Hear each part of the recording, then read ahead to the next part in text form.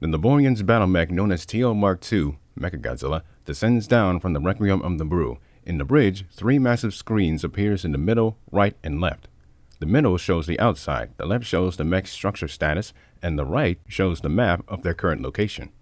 On said map, the computer detects multiple sea vessels near them, and another getting closer to them. All are marked unknown, with one of them traveling much faster than the others. Send out the Y-23s and deploy the troops. His attention focuses back on the main screen as it shows Dragonborn standing in the middle of the Booth District Park.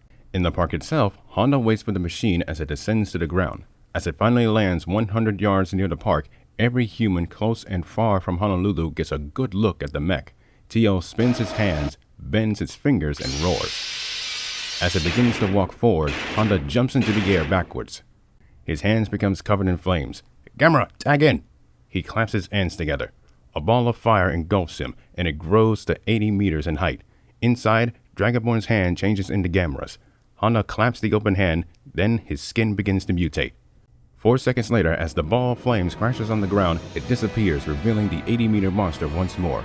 Gamera stands up from all fours on his two hind legs. He roars into the sky, challenging Mechagodzilla. Cell and the Niborians are caught off guard. Nice trick. When did you learn that? It just came to me. Now enough talk. Go to town, turtle.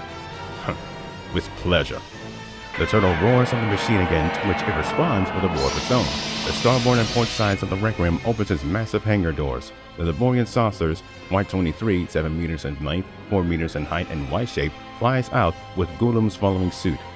The transport drops off the Niborian troops armed with RG-3s and immediately opens fire on unarmed civilians. The humans begins to flee while the AMF garrisons returns fire, trying not to hit any of their people. Transmissions comes in left and right with messages like, "Unknown aliens started attacking. We need help. Send aid now." In the command center 10 miles away, Major General Michael Gosling hears all of this. He rushes over to a radio and grabs the microphone. All forces within the Honolulu area. Hostile life forms are present. This is not a drill. Engage on site. Watch your fire around civilians. Task Force 25 stops 1 mile away from the coast. Every crew on board the destroyers, cruisers, battle carriers, and submarines are in awe at the massive sight of the Niborian ships. Suddenly, a transmission from Gosling comes into every ship and the air bases on Oahu. This is Major General Gosling of the Anti-Megalosaurus Force. If anyone is listening from the Army, Navy, and Air Force, we are under attack by unknown alien life forms. Civilian casualties are mounting. We need help fast. On board the USS Texas, Admiral Harrington hears the message. He now understands the situation completely. Sound General Quarters. Aye, sir. On every vessel, a whistle blows into the speakers with a message going out to every deck. General Quarters, all hands main your battle stations. The route of travel is forward and up to starboard, down and aft to port. Set material conditions zero throughout the ship. Alarms goes off.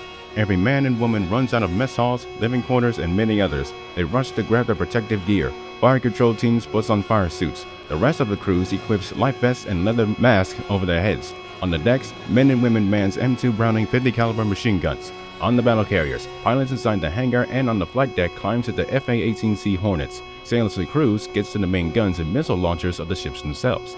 2 Harriers on the Texas and North Carolina that were on standby takes off from the flight decks into the air. More will follow suit. The submarines Greenville and Columbia dives underwater. The turrets of the surface ships, 5-inch, 14-inch, and 16-inch guns turns 90 degrees to starboard and the barrels elevates to 30 to 45 degrees. A massive battle involving so many civilians is about to begin.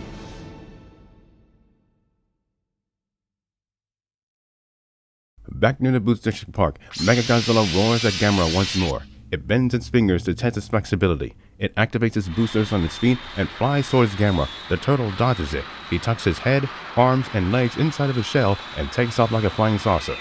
As it lands, it tracks Gamera's movement in the air. The speed that Gamera is flying in is so fast it is hard for the human eye to follow, but Tio is able to follow him. The turtle flies straight at the mech. It throws a punch, but the Colossus flies over the machine and slams into the back, staggering the machine. Mechagodzilla turns its upper body to the left and spots the target coming in for another run. Its thrusters in his back activates and dodges the spinning turtle. Gamera, at the snap of a finger, makes a sharp U-turn and tries again. Again, the machine dodges him. It spreads out its arms. Gamera makes a U-turn again. Tio catches it. It tries to get a tight grip, but the turtle is spinning so fast it is becoming difficult to do so. The force of Gamera pushes the machine back across several yards. the mech loses its footing and falls onto the concrete. Mechagodzilla activates its thrusters and takes off into the air, pursuing the flying Gamera. Meanwhile, 25 soldiers of the Hawaiian AMF 42nd Infantry Regiment, Raging Infernos, are engaging against 30 Niborian troops. Bullets and plasma bullets fly all over the place. One hits the other, and vice versa. 2 Niborians kills 5 soldiers. In return, the 2nd Squad of the 42nd kills 8 of them with M16A4 assault rifles. In downtown, building-to-building fighting is brutal. Many soldiers and Niborians resort to close hand-to-hand combat. 1-on-1, the Niborians gets the upper hand. However, 2 against 1, the Niborians get outmatched. On the bridge of Pali Freeway, Eleanor kills 5 Niborians with kinetic shock. She looks back behind her and deflects a pipe-like staff swung by her by one Niborian with her electric sword. She quickly slices his head off. 10 more Niborians surrounds her with staffs and charges at her at once. Eleanor slams the sword on the concrete and the bolt travels to the ground, trapping the group in place. She swings the sword in a full circle, taking out all of the surrounding Niborians in a single strike. She hears the swirling flames getting closer and closer. Gamera flies over her head with Mechagodzilla still in pursuit. She turns to the complexes of the Queens and Lagarde. With electricity in her feet, she dashes over to the buildings. As she enters the courtyard, she jumps into the air and lands on one of the roofs. She looks at her surroundings to see if there are any Niborians up there with her. There are none. Her attention turns back to the monster and mech. Her right hand conjures fire and electricity. She reels it back and waits. Gamera stops on a dime, spins counterclockwise, and makes a sharp U-turn. Tio makes a sharp U-turn as well, continuing its pursuit. Gamera flies over the gardens and complexes. Hellraiser fires her hyper cannon. The blast manages to miss Gamera and hit Mechagodzilla in his visor. The machine loses control and falls towards the complex. Eleanor runs and jumps from the roof. Tio crashes through the building and hits the ground with a sickening thud. Seeing its opportunity, the guns and missiles of Task Force 25 unleashes a wave of salvos and missiles, and most of them hits Mechagodzilla. At the same time, the Harriers from the battle carriers drops their payload of 2,000-pound bombs onto the mech. 10 F-22A Raptors and F-15C Eagles, each of the 19th and 199 fighter squadrons from Hickam Field, comes in and attacks the Requiem, Might, and Guide. The ship's anti-air defenses is activated. Lasers and missiles fires at the human aircraft. Most of them miss, but some hits their intended target, taking out 1 Raptor and 2 Eagles. The battle carriers, cruisers, and destroyers focuses their attention on the Niborian ships. All of their guns fires a double salvo, and the shells hits the underside of the ships. Moderate damage is inflicted, rocking all 3 ships. Cell is impressed by the firepower, complimenting them, but he orders his ships to focus on the fleet. Laser cannons on the Might fires and hits the USS Gridley and Robson on their forward starboard side. The ensuing explosions kills 15 sailors each and creates a 20-foot hole. Another laser from the ship fires, and the North Carolina starboard bow is hit. 5 crewmen are killed. As damage control teams gets to work, the Texas Fort Port elevator gets hit. 11 crewmen are wounded. The submarines Greenville and Columbia launches conventional Tomahawk cruise missiles, striking and taking out one of the guns of the Might, and killing 12 Niborian sailors in the process. Back on solid ground, as Eleanor lands on her feet on the Pali Freeway, she comes under fire by 18 Niborians. She deflects half of the blast and gets into cover. Some of the energy blast hits some of the trees, setting them ablaze. She absorbs the fire, creating an inferno whip for each hand. Mechagodzilla stands back up on his feet while Gamera lands on his feet.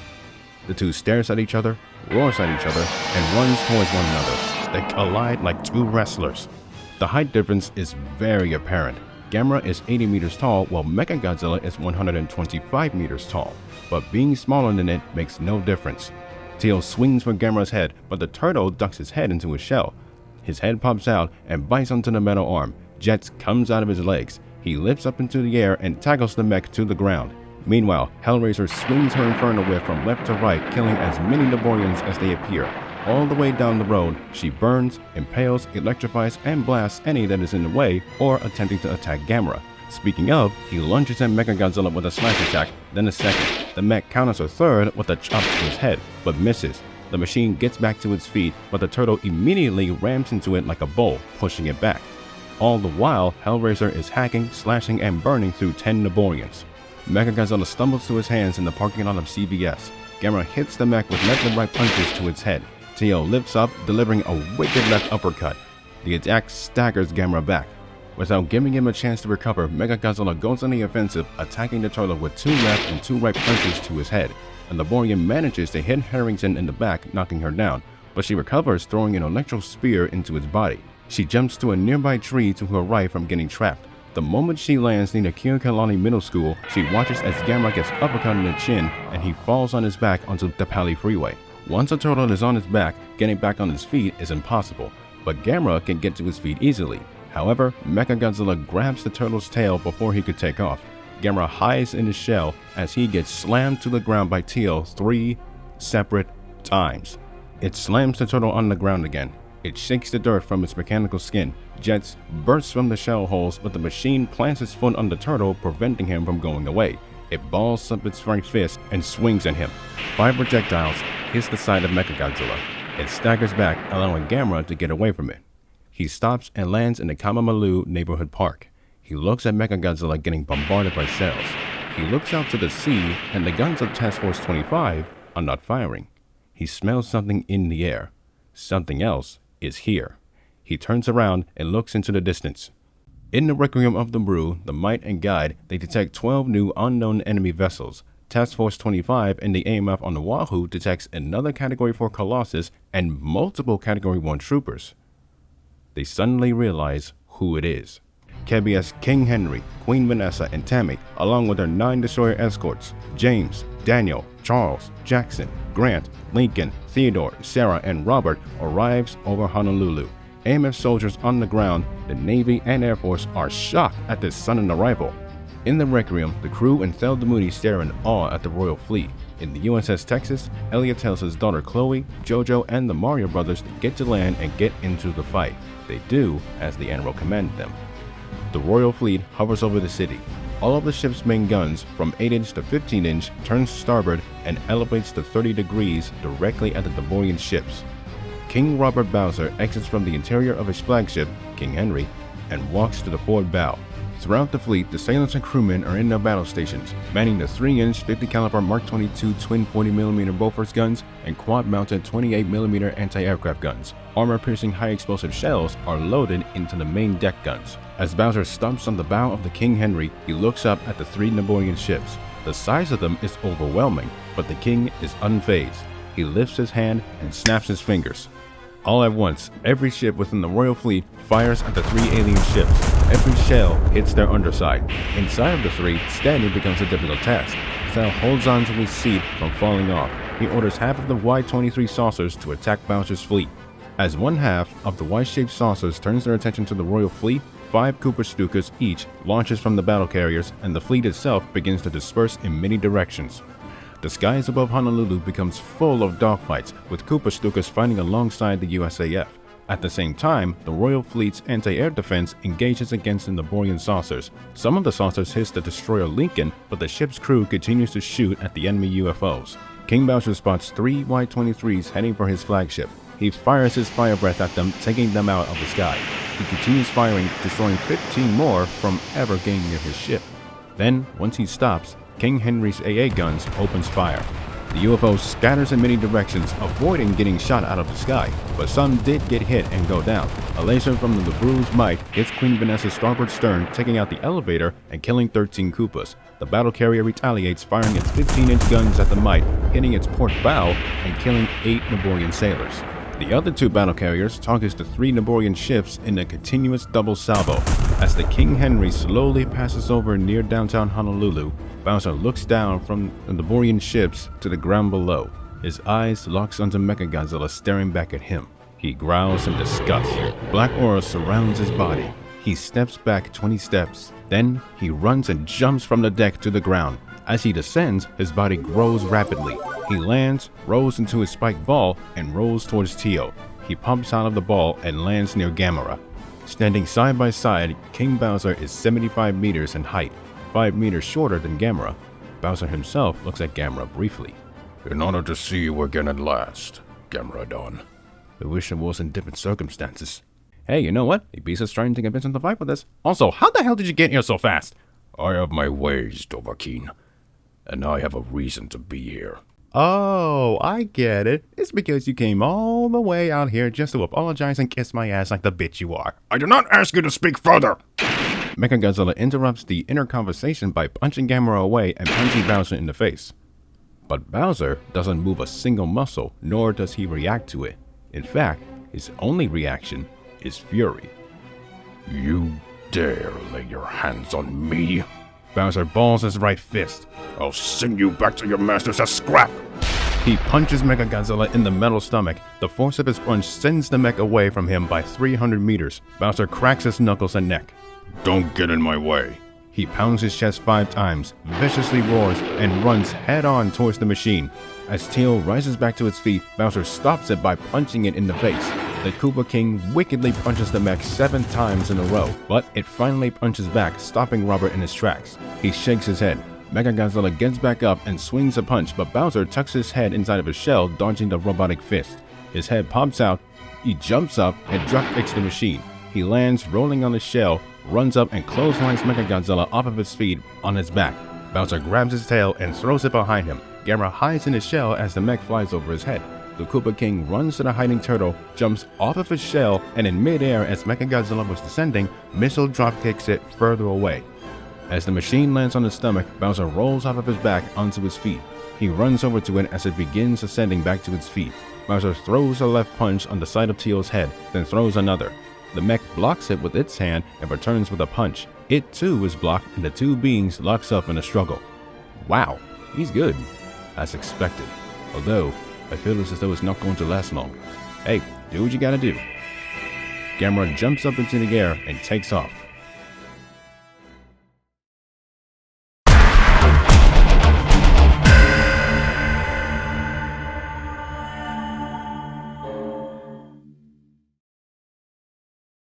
At the Hickam Air Force Base at Pearl Harbor, the Huey helicopter from the battle carrier Hoshi Shirogane lands on one of the helipads.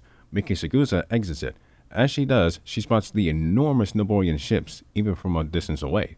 Her eyes turn to an F-22 taking off from the runway. Lieutenant Steve Vincent asks why Sakusa is here. She replies that Godzilla is very close to Honolulu. Vincent responds that the US AMF is very aware of it, but right now they are dealing with a much bigger problem than the kaiju himself. Her attention turns to her right. She runs from the soldier and using self-telekinesis flies up into the air. She stops 450 meters in the air and looks out into the Pacific. She cannot see Godzilla, but she can sense his presence. Judging by the distance, he is only about 5 minutes away from making landfall somewhere. She looks back at Honolulu and flies towards the war zone. Back with Task Force 25, the ships continues to fire back and defend themselves from any UFOs. Suddenly, this is Admiral Patrick Wells of Task Force G. Can anyone read me? Over. A transmission from Welsh comes in.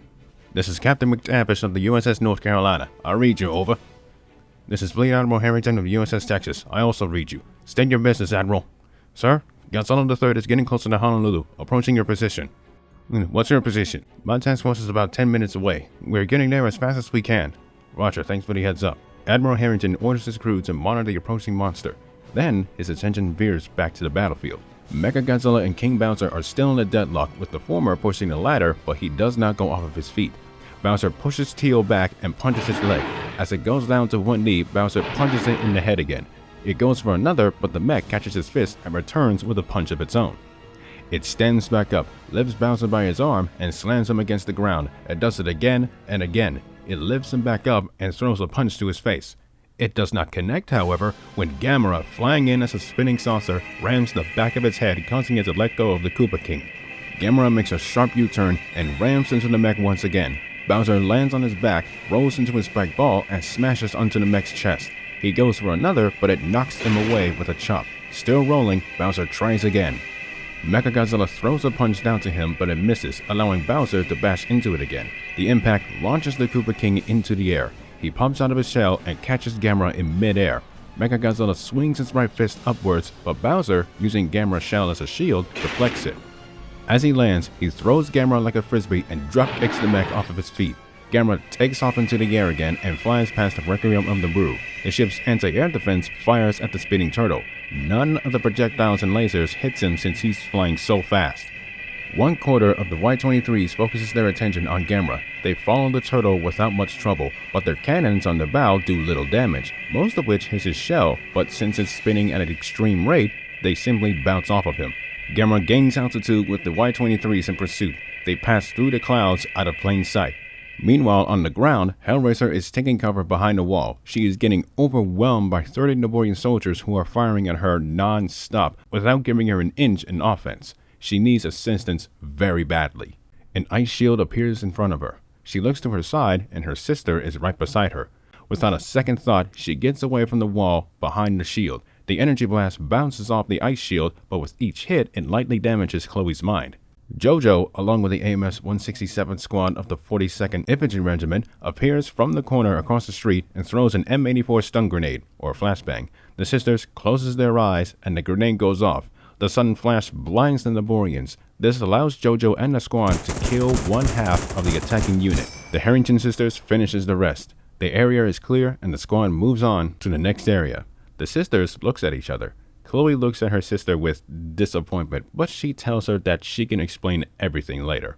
The two hears the swirling flames, and it's getting louder.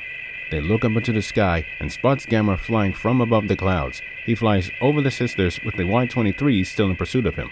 He gets closer to King Bowser and Mechagodzilla, who are locked in hand-to-hand combat. The latter, upon spawning Gamera, uppercuts the turtle into the air, then focuses back on Bowser. 1,000 meters in the air, the flames extinguishes and Gamera begins descending. King Bowser's battle carriers, King Henry, Queen Vanessa, and Tammy, aims their 15-inch guns at Tio. The battle carriers fires armor-piercing shells in a double salvo. As Jets appears from Gamera again, waves of flames shoots at the rate of him spinning. The rapid-firing fire waves destroys the pursuing Y-23s, and then they hit Mechagodzilla. At the same time, the shells from the battle carriers hits the machine as well. The Harrington sisters are very stunned that he can do that. Cell is impressed at the display of power and teamwork. The flying turtle continues to descend at an alarming rate. He flattens out, then slows down. Gamera flies away from the mech and back up into the air. Very impressive, but this is becoming a problem. He looks at the screen of Mechagodzilla's interior and notices that the antenna and left leg are damaged. Meanwhile, Gamera continues to ascend now above the clouds. That was new. What else can he do? There is one, but I will be completely exposed. Do it. The flames extinguishes again and the turtle slows down his spin. He comes to a halt before he exits the stratosphere. Gamera's head and arms pop out of his shell. He looks at the islands of Hawaii as he begins to descend. 2 jets of flames shoots out of his leg holes, and like a fighter jet, he increases his speed, descending even faster. Inside the Requiem of the Brew, an alarm goes off. Commander, we are getting another signature. It is approaching our location from the south. Another one? Alarms goes off in Task Force 25. Admiral Harrington, Godzilla's approaching land. ETA 2 minutes. Elliot orders his ships to disperse immediately. He then grabs his binoculars and stares back into the battlefield. Gamera looks ahead and sees Mechagodzilla rising back up to its feet. No damage is inflicted anywhere on its body. Bowser roars out of frustration and unleashes his fire breath. The flames hits the upper body of the machine. The mech walks forward completely unfazed by the flame. Closing in, Gamera fires 3 plasma balls. The balls of flame smashes onto Tio's back, staggering it. Bowser stops firing and runs up to it. He throws a right punch, but Tio deflects it, but Gamera rams the back of its head. The mech loses balance and manages to counter Bowser's punch. Mechagodzilla grabs Bowser by the throat and throws him 500 meters away, but Bowser lands on his feet. Gamera makes a U-turn towards the machine, and Bowser rushes towards it. Mechagodzilla raises its arms at a 90-degree angle. Its hands rotates and stops with the fingers straightened out. Suddenly, Mechagodzilla's head rotates 180 degrees facing Gamera.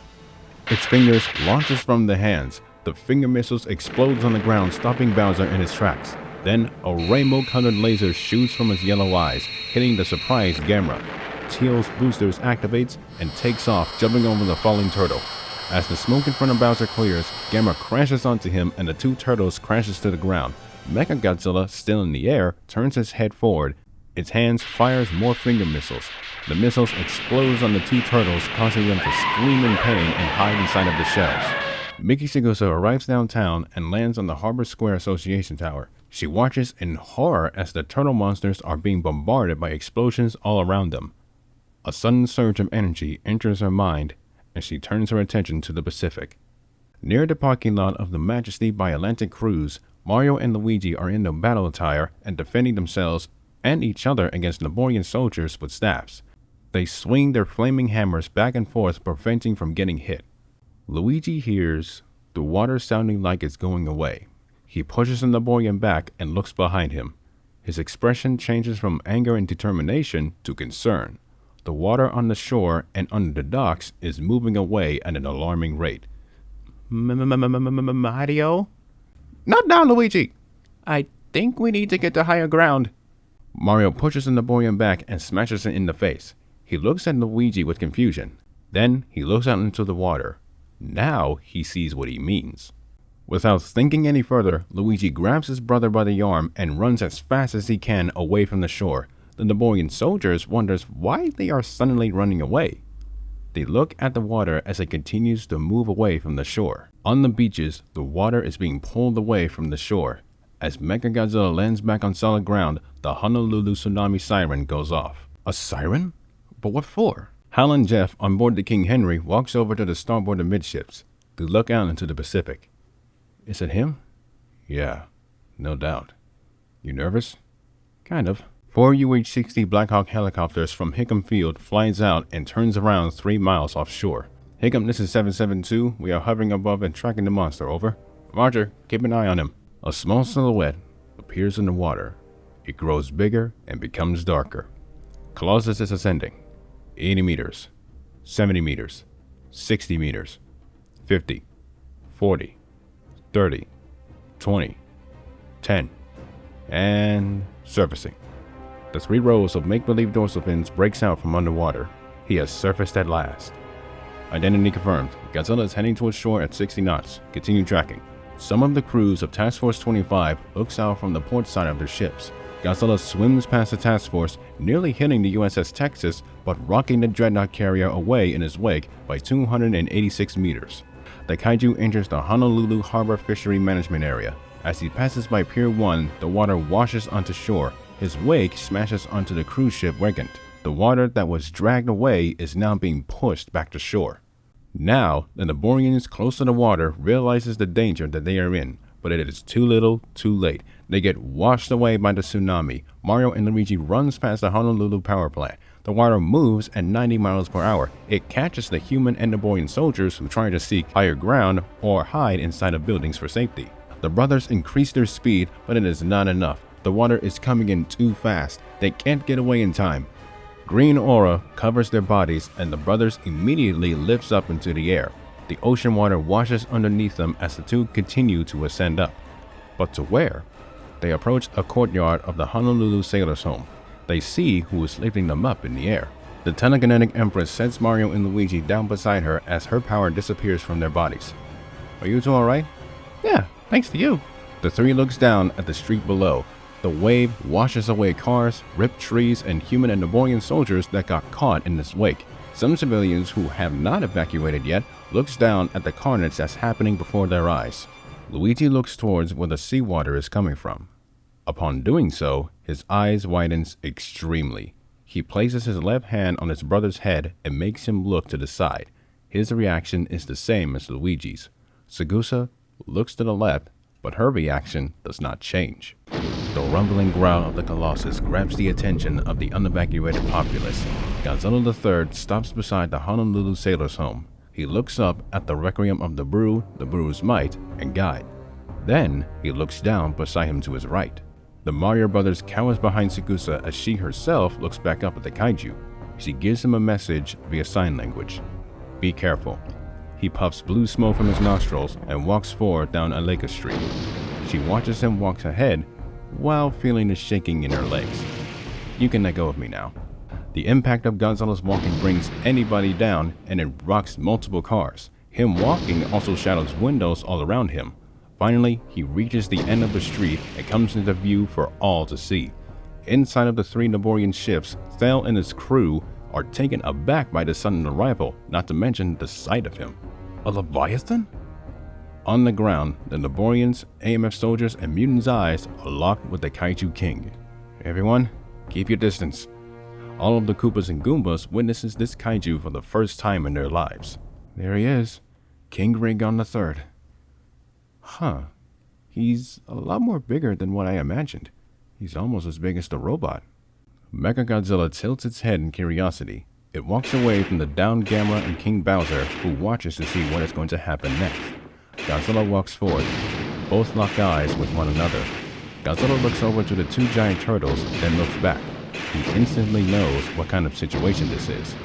Both stop a quarter mile apart from each other on South Vineyard Boulevard.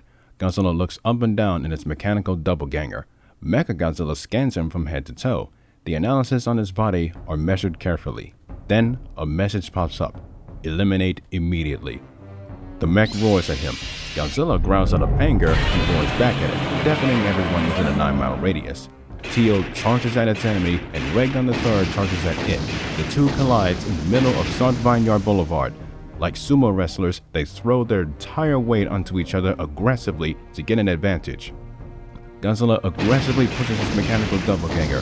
He pushes it through trees into the Queens Miller Street parking garage. The mech topples over and falls on its back. The King of the Monsters lifts his right foot up and stomps on its head. It goes for another, but the machine dodges the foot. It grabs his leg, pulls it, bringing Raygun down off of his feet. Tio grabs him by the tail and swings him. The kaiju smashes on the side of the Queens Medical Center. The mech activates its thrusters and dashes towards him. It tackles him through the medical center, but it collapses in the parking lot along with him. The mech launches itself up back on its feet, turns around, and grabs the back of his head. As his head lifts, Godzilla unleashes an oscillatory wave from his mouth. The wave pushes the mech back away from him. The mech begins to walk, but it suddenly comes to a halt. The mechanisms within Tio are malfunctioning from within. Godzilla gets to his feet and smashes the mech with his tail. The machine flies and crashes through the Valley Health Bar into the parking lot. Mechagodzilla starts functioning again. It rises back up to its feet and it shakes the rubble from its body. Godzilla pops up from the corner, swinging his fist at its face.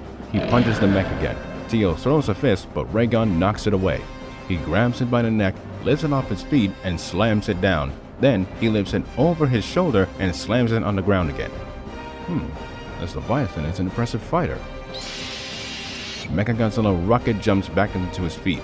As it does, it uppercuts Godzilla in the chin. It fires his space beams at Godzilla's face, causing the kaiju to shriek in pain. It grabs him by the neck and drags his face on the ground. His face smashes through the concrete and homes with ease. As he does, the tip of his tail to his dorsal fins to the back of his head lights up like blue. Godzilla breaks free from the mech's grasp back onto his feet on Luna Little Highway. As the mech turns around, it sees the blue light coming out of his mouth. Then, Godzilla fires his atomic ray. The blast explodes onto Mechagodzilla on impact and pushes the mech back. Godzilla roars in its bionic double and charges up again. Mechagodzilla reels his head back. Godzilla fires another atomic ray and Mechagodzilla fires a space beam. Both projectiles collide in midair. Both struggle to overcome the other. Realizing that something is about to happen, Gamera and Bowser hides inside of their shells. So does the latter's Koopas. Every human and mutant takes cover behind anything they can find. An enormous explosion rocks Godzilla and Mechagodzilla off of their feet. The shockwave smashes onto everyone, knocking them away by 10 feet or more. The shockwave also rocks the Requiem of Niburu, throwing every Niborian sailor off balance. In the bridge, Cell remains calm. Impressive power, Leviathan. It rivals Tio in every way. Godzilla quickly gets back to his feet and shakes himself. He runs through the smoke at his enemy on Emerson Street. Mechagodzilla detected him and dodges his right punch. It delivers a stiff right punch of its own. Godzilla swings his left fist, but misses. The mech fires space beams at the side of his hip, then grabs his neck. It smashes his face on the ground. Then it smashes his head onto a building, but Godzilla smashes its head through another. However, Mechagodzilla smashes him through the Victoria Towers. Godzilla crashes onto the street.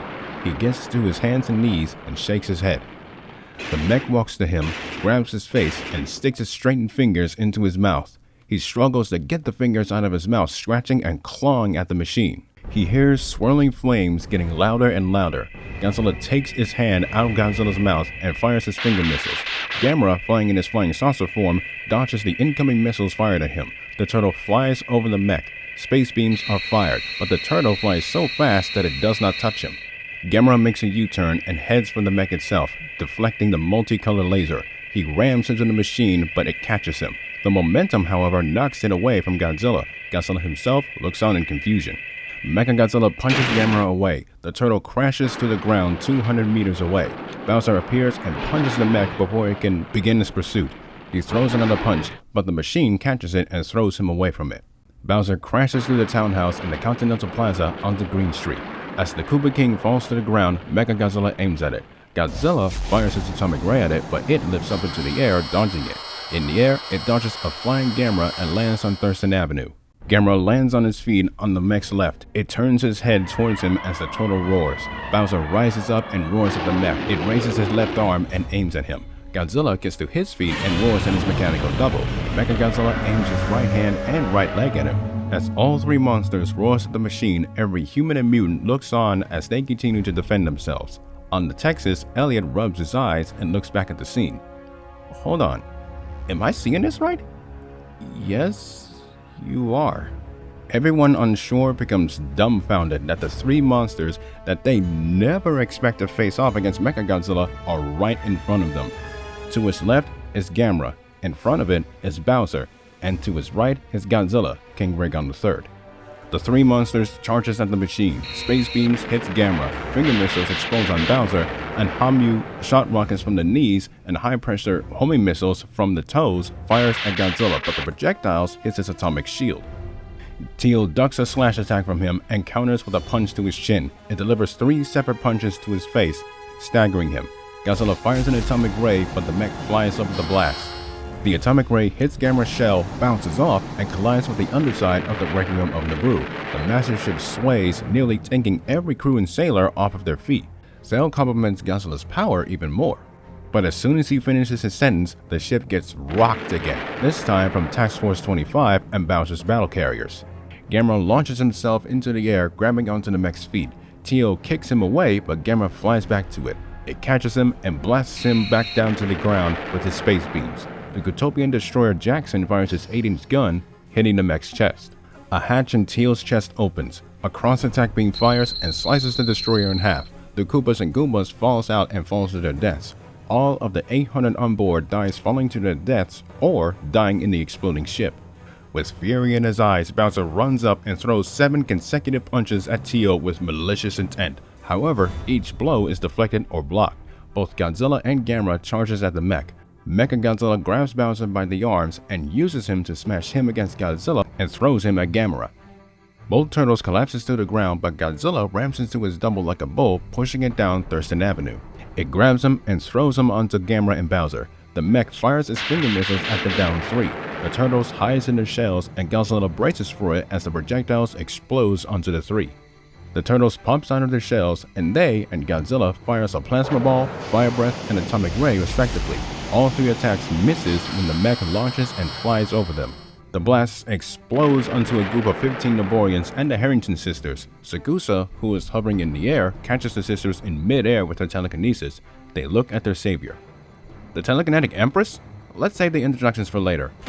The roar of Godzilla catches their attention. The 3 monsters gets to their feet and spots Mechagodzilla landing on the edge of the Punch Bowl crater. Task Force G finally arrives to the battle, and not wasting any more time, Admiral Shindo and Welsh orders all guns on Mechagodzilla. The cannons of Task Force 25 reloads with armor-piercing shells and aims at the Requiem, Might, and Guide. The 3 monsters exhaustingly takes in deep breaths. They've hit almost everything they had to throw at the mechanical beast. None have made a dent into its armor. Suddenly, an idea comes into Godzilla's mind. Chabusa Gukiki. What? Are you insane? I think he isn't. Sweet merciful God, give me the strength. Godzilla takes a step forward. Mechagodzilla fires his space beams. He stops, but then he continues walking forward. Gamera and Bowser takes their steps forward. It fires finger missiles at the turtles. They stop, but they too continue along with Godzilla. Teal tilts his head slightly. And then, Mechagodzilla fires his space beams, finger lasers, cross-attack beams, Hamu shot rockets, and high-pressure missiles all at once. The trio gets hit, but like gladiators or Spartans, they push forward towards their enemy. As a result, the mech continues its bombardment.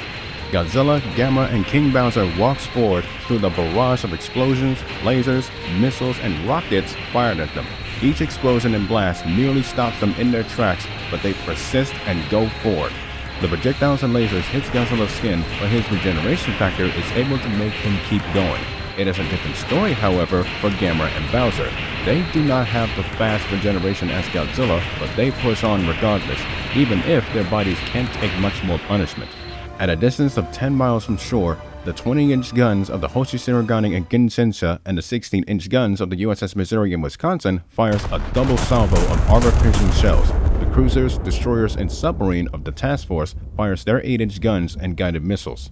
All of the missiles and shells clashes onto Mechagodzilla, staggering it and causing it to stop firing its weapons. Godzilla sees the opportunity. He grabs both Gamera and Bowser and holds them up like a pair of shields, with the turtles themselves hiding in their shells. Mechagodzilla resumes its attack on the three monsters. The turtles' shells deflect the attacks launched and fired at them. Godzilla rushes full speed ahead. Like a battering ram, the three clashes with the mech, finally taking off of its feet. Within the Requiem of the Brew, alarms goes off in the massive hangar. The mechanics looks at the X-ray of the mech. It has sustained critical damage to the head and chest. Suddenly, the ship and the Might and Guide gets rocked back and forth. On the outside, Task Force 25 is unloading everything they have in its arsenal. 16-inch guns, 14-inch guns, 8-inch guns, guided missiles. They all hit the Requiem, Might, and Guide. Bowser's Royal Fleet joins in on the bombardment. Thel gets thrown from his seat onto his stomach.